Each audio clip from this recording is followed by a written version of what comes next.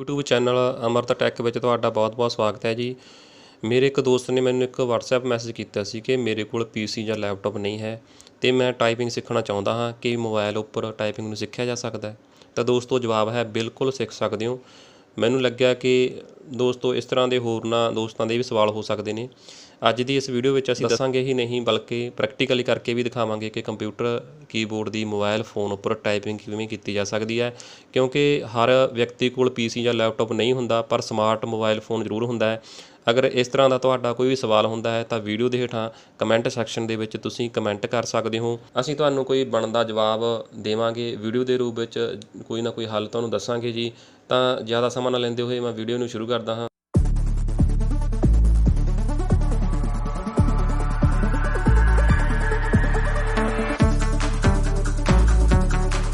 ਦੋਸਤੋ, ਅਗਰ ਤੁਸੀਂ ਆਪਣੇ ਮੋਬਾਈਲ ਫ਼ੋਨ 'ਤੇ ਟਾਈਪਿੰਗ ਸਿੱਖਣਾ ਚਾਹੁੰਦੇ ਹੋ, ਉਹਦੇ ਵਾਸਤੇ ਤੁਹਾਡੇ ਕੋਲ ਇੱਕ ਤਾਂ ਕੀਬੋਰਡ ਹੋਣਾ ਚਾਹੀਦਾ, ਜਿਹੜਾ ਕਿ ਬਾਜ਼ਾਰ ਵਿੱਚੋਂ 300-400 ਰੁਪਏ ਤੋਂ ਹੀ ਰੇਂਜ ਤੋਂ ਸ਼ੁਰੂ ਹੋ ਜਾਂਦੇ ਨੇ। ਤੁਸੀਂ ਕੋਈ ਵੀ ਕੀਬੋਰਡ ਲੈ ਸਕਦੇ ਹੋ। ਅਤੇ ਦੂਸਰਾ, ਇਸ ਚੀਜ਼ ਦਾ ਸਭ ਤੋਂ ਪਹਿਲਾਂ ਇਹ ਦੱਸ ਦੇਵਾਂ ਕਿ ਖਿਆਲ ਰੱਖਣਾ ਹੈ ਤੁਸੀਂ ਕੀਬੋਰਡ ਨੂੰ ਜਦੋਂ ਰੱਖਣਾ ਸਾਂਭ ਕੇ, ਤਾਂ ਇਸ ਤਰ੍ਹਾਂ ਨਹੀਂ ਲਪੇਟ ਕੇ ਰੱਖਣਾ, ਕਿਉਂਕਿ ਇਹਦੀ ਜਿਹੜੀ ਤਾਰ ਹੈ ਇੱਥੋਂ ਇਹ ਖ਼ਰਾਬ ਹੋ ਜਾਂਦੀ ਹੈ ਜਾਂ ਇੱਥੋਂ ਇਹ ਟੁੱਟ ਜਾਂਦੀ ਹੈ। ਤਾਂ ਦੋਸਤੋ, ਇੱਕ ਤਾਂ ਇਹ ਚੀਜ਼ ਦਾ ਖਿਆਲ ਰੱਖਣਾ। ਕੀਬੋਰਡ ਖਰੀਦ ਲਿਆ ਤੁਸੀਂ, ਉਸ ਤੋਂ ਬਾਅਦ ਤੁਸੀਂ ਇੱਕ ਮੋਬਾਈਲ ਸਟੈਂਡ ਕੋਈ ਵੀ ਤੁਸੀਂ ਖਰੀਦ ਸਕਦੇ ਹੋ, ਜਿਹਦੇ 'ਤੇ ਤੁਸੀਂ ਆਪਣਾ ਜਿਹੜਾ ਮੋਬਾਈਲ ਆ, ਜਿਹਦੇ ਤੁਸੀਂ ਟਾਈਪਿੰਗ ਕਰਨੀ ਹੈ, ਜਿਹਦੀ ਸਕਰੀਨ ਦੇਖ ਕੇ ਤੁਸੀਂ ਇਸ ਤਰ੍ਹਾਂ ਉਸ 'ਤੇ ਟਿਕਾ ਸਕਦੇ ਹੋ। ਤਾਂ ਇਹਨਾਂ ਨੂੰ ਕਨੈਕਟ ਕਰਨ ਵਾਸਤੇ ਇੱਕ ਤੁਹਾਡੇ ਕੋਲ ਜਿਹੜੀ ਕਿ OTG ਚਾਹੀਦੀ ਆ, ਜਿਹੜੀ ਕਿ ਫ਼ੋਨ ਦੇ ਨਾਲ ਕਨੈਕਟ ਹੋ ਜਾਂਦੀ ਹੈ ਇਸ ਤਰ੍ਹਾਂ OTG। ਤਾਂ ਦੋਸਤੋ, ਕਈ ਮੋਬਾਈਲ ਫ਼ੋਨਾਂ ਦੇ ਵਿੱਚ ਤੁਹਾਨੂੰ ਦੱਸ ਦਈਏ ਕਿ OTG ਹੈ ਜਿਹੜੀ, ਉਹ ਜਦੋਂ ਅਸੀਂ ਕਨੈਕਟ ਕਰ ਦਿੰਦੇ ਹਾਂ ਇਹਦੇ ਨਾਲ, ਤਾਂ ਉਹ OTG ਕਨੈਕਟ ਨਹੀਂ ਹੁੰਦੀ।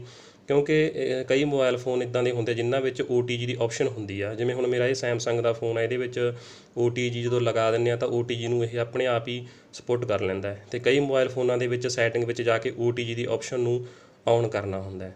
ਤਾਂ ਦੋਸਤੋ, ਇਸ ਚੀਜ਼ ਦਾ ਖਿਆਲ ਰੱਖਣਾ ਹੈ।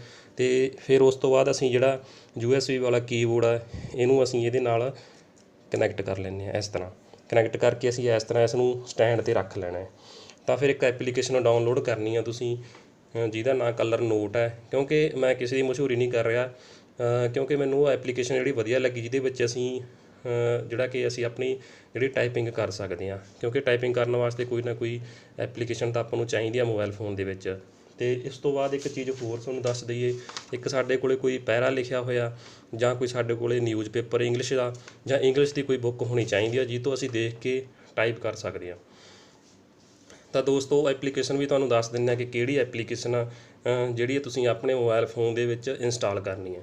ਸਭ ਤੋਂ ਪਹਿਲਾਂ ਦੋਸਤੋ, ਆਪਣੇ ਮੋਬਾਈਲ ਫ਼ੋਨ ਦੀ ਸਕਰੀਨ 'ਤੇ ਚੱਲਦਾ ਅਤੇ ਇੱਥੇ ਜਿਹੜਾ ਪਲੇ ਸਟੋਰ ਹੈਗਾ, ਅਸੀਂ ਉਸ ਨੂੰ ਓਪਨ ਕਰ ਲੈਣਾ। ਪਲੇ ਸਟੋਰ ਨੂੰ ਓਪਨ ਕੀਤਾ ਤਾਂ ਇਹਦੇ ਵਿੱਚ ਅਸੀਂ ਸਭ ਤੋਂ ਪਹਿਲਾਂ ਇੱਥੇ ਉੱਪਰ ਜਿਹੜਾ ਕਿ ਸਰਚ ਕਰਨਾ ਹੈ colour note, COLOR colour note. Search ਕਰ ਦੇਣਾ ਤੁਸੀਂ ਇੱਥੇ।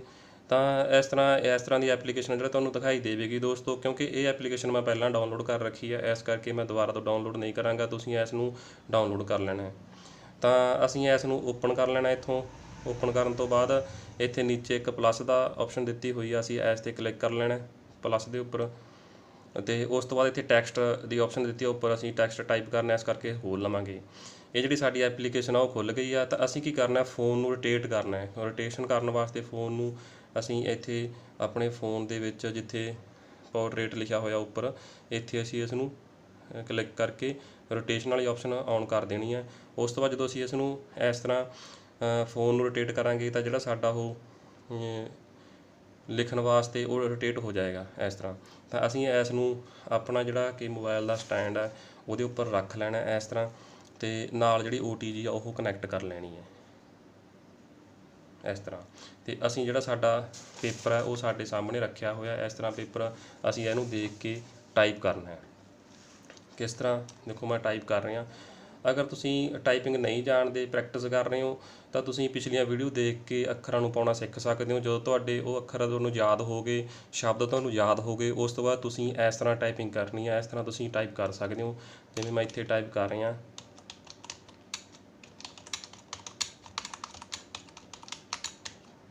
ਗ੍ਰੀਕ। ਇਸ ਤਰ੍ਹਾਂ ਤੁਸੀਂ ਜਿਹੜਾ ਕਿ ਮੋਬਾਈਲ ਫ਼ੋਨ ਦੇ ਉੱਪਰ ਟਾਈਪਿੰਗ ਸਪੀਡ ਨੂੰ ਵਧਾ ਵੀ ਸਕਦੇ ਹੋ ਤੁਸੀਂ ਤੇ ਟਾਈਪਿੰਗ ਨੂੰ ਸਿੱਖ ਵੀ ਸਕਦੇ ਹੋ।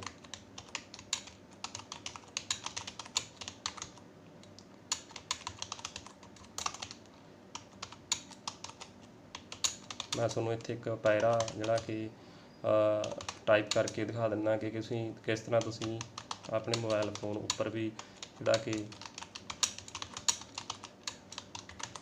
ਸਿੱਖ ਸਕਦੇ ਹੋ ਟਾਈਪਿੰਗ ਨੂੰ।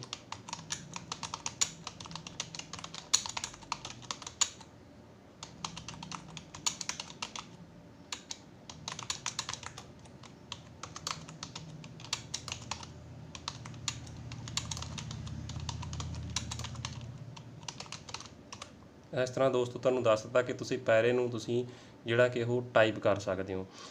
ਕੋਈ ਵੀ ਤੁਸੀਂ ਨਿਊਜ਼ਪੇਪਰ ਦੇ ਉੱਪਰੋਂ ਅਗਰ ਤੁਹਾਨੂੰ ਟਾਈਪਿੰਗ ਬਿਲਕੁਲ ਵੀ ਨਹੀਂ ਆਉਂਦੀ ਤਾਂ ਤੁਸੀਂ ਪਿਛਲੀਆਂ ਵੀਡੀਓ ਨੂੰ ਦੇਖ ਸਕਦੇ ਹੋ ਦੋਸਤੋ। ਤੁਸੀਂ ਫਸਟ ਵੀਡੀਓ ਨੂੰ ਇੰਟਰੋਡਕਸ਼ਨ ਦੇਖੋ, ਫਿਰ ਫਸਟ ਵੀਡੀਓ ਦੇਖੋ, ਸੈਕੰਡ ਵੀਡੀਓ, ਥਰਡ ਵੀਡੀਓ, ਇਸ ਤਰ੍ਹਾਂ ਤੁਸੀਂ 7-8 ਵੀਡੀਓ ਅਸੀਂ ਪਾਈਆਂ ਹੋਈਆਂ ਨੇ।